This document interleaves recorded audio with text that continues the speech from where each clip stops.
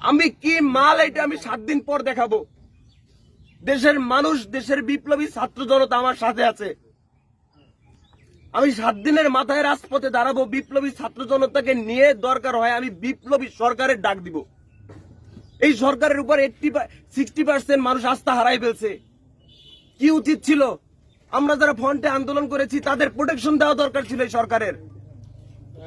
ধানমন্ডি 32-এ বুলডোজারের সামনে স্লোগান দিছি, তার উচিত ছিল না? যারা ফ্রন্টে থেকে স্লোগান দিছে, মিছিল করছে, মিটিং করছে, যারা জুলাই আগস্টে আন্দোলন করছে তাদেরকে আলাদাভাবে কেয়ার করার কখনো চাইছি? জুলাই আগস্ট আন্দোলন করে কখনো উপদেষ্টা হতে চাইছি? দেখাতে পারবেন?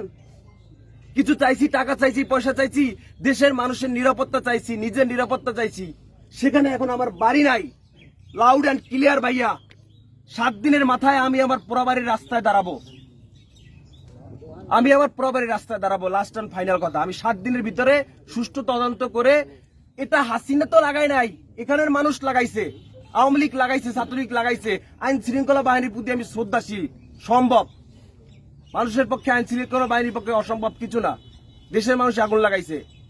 সুষ্ঠু তদন্ত করে 7 দিনের ভিতরে আইনের আওতায় এনে আমার ঘর পূর্ণভাবে নতুনভাবে গঠন করে দিতে হবে, নতুবা আমি 7 দিনের মাথায় রাজপথে দাঁড়াবো।